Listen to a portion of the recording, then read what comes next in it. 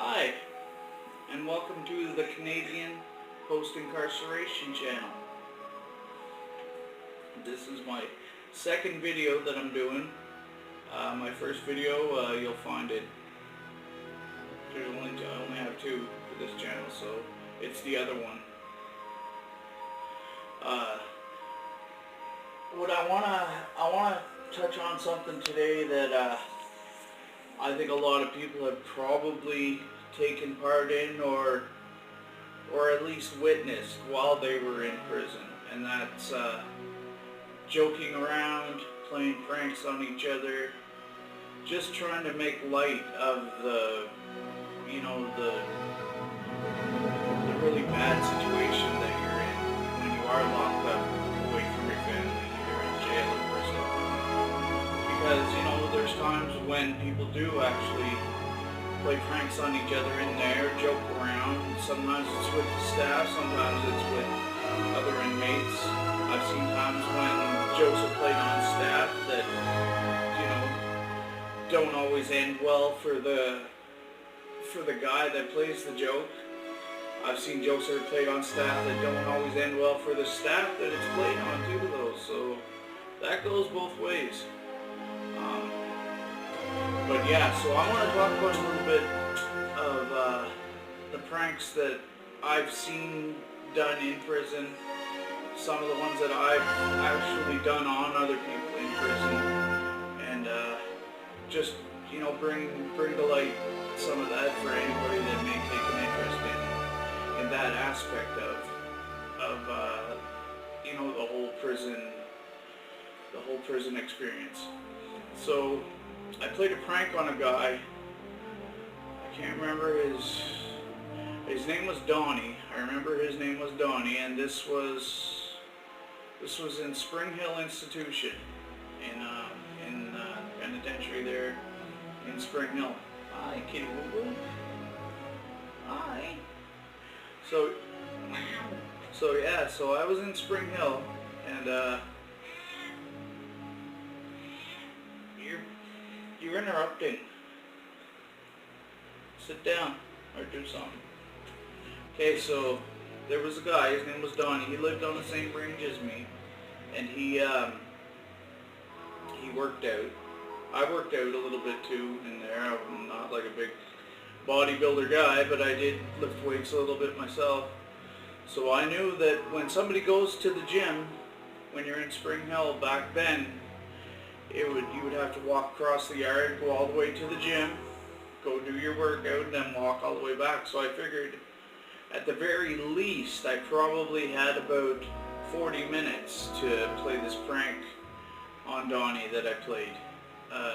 So I seen him leave, and a lot of times when guys would leave the range, instead of shutting their door all the way, what they would do is just close it over almost to where it clicks, so that when they come back in, they don't have to stop at the guard's bubble and ask them to lock their door. They can just go up the range and go into their cell and grab their towel or whatever to go get a shower after they get done in the gym. So what I did, anyways, I seen Donnie go, and I took, in Spring Hill they give you these white institutional tighty-whities. Just, they couldn't be more stereotypical tighty-whitey Stanfield's underwear. White, brief style underwear. And they were fresh, brand new white ones, and that night in the cafeteria we had chocolate cake, which was like a really moist chocolate cake that they would do there, I remember. And if you were to take it into a ball and smear it, you could almost turn it into like a sludge, almost like a mush, right?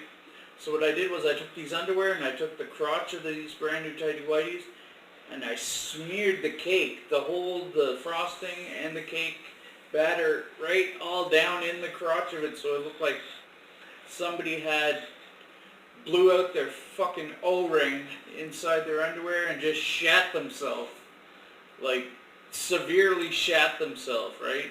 And I took these underwear afterwards and I looked at them, and they really did resemble somebody that had shat themselves, in my opinion. and I took them and I put them under Donnie's pillow. And Donnie, keep in mind that Donnie's this big, tough, buff guy, right?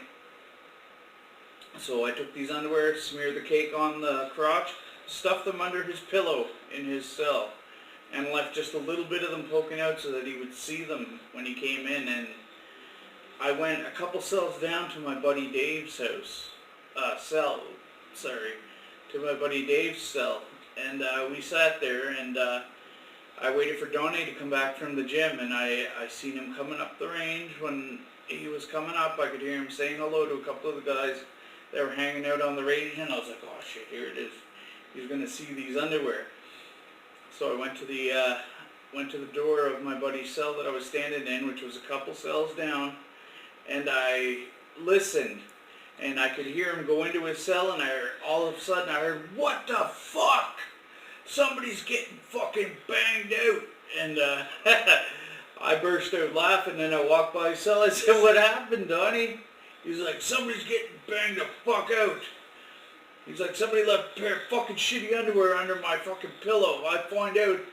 And I laughed, and I laughed, and I laughed hard, right? Like, I was busting a gut over this, because it was hilarious to see him.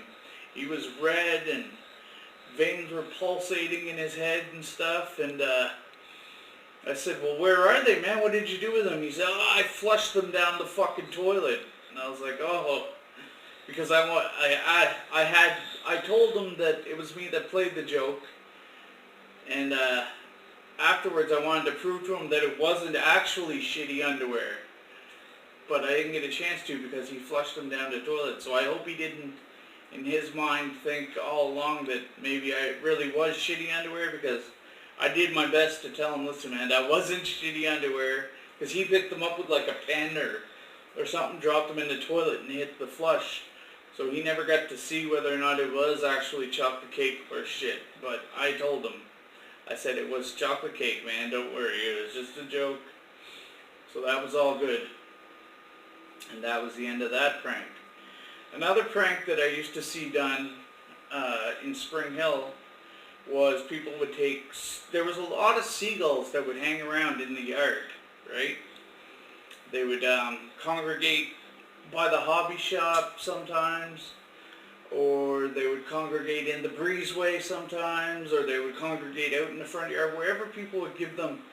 I've seen guys put Seroquel pills in little pieces of bread, throw it to them, and they'd grab it and gobble it up. But anyways, we used to, another prank that was going on, this was done to a lot of people at one point.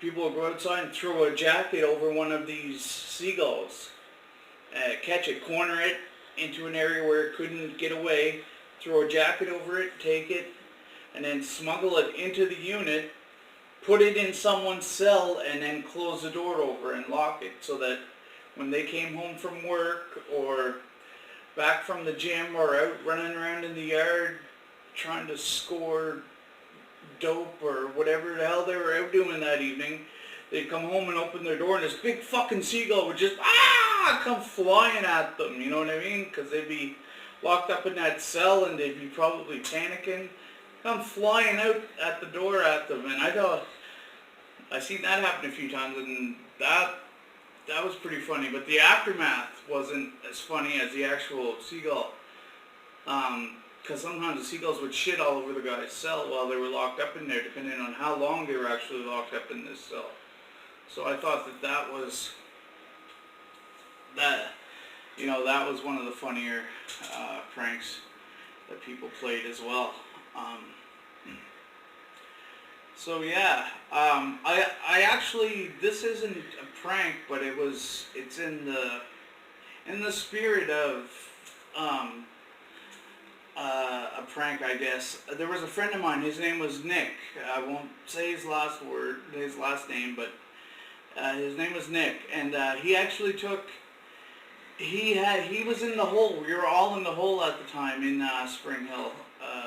We were all in there for different reasons at that point, but Nick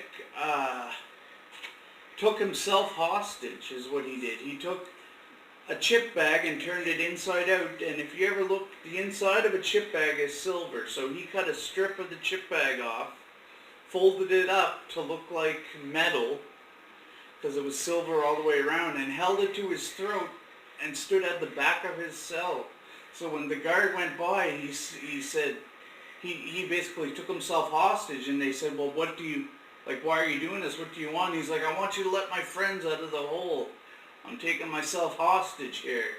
And he had the chip bag up to his throat, and they ended up storming his cell, and they ended up shipping him off to a maximum security institution. I think they did an emergency transfer that night, if I'm not mistaken.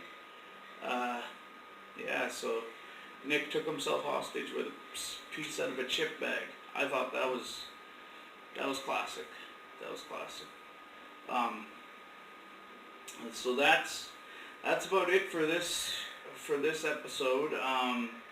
You know, I hope you're enjoying the content that I'm putting out. I'm going to try to keep doing maybe at least one show a week and see how that goes. I don't even think I have more than a couple of subscribers, but if somebody sees this and they enjoy this video, let me know. Let me know any other videos that you might want to see, or stuff that you might want me to talk about in videos. Subscribe to my channel, hit that like button, or, you know, I'm not monetized, so I'm not doing it for money. I'm just doing this just for the sheer enjoyment of being a content creator, if you will. So yeah, alright, that's it for tonight, and yeah, I'll see you next time.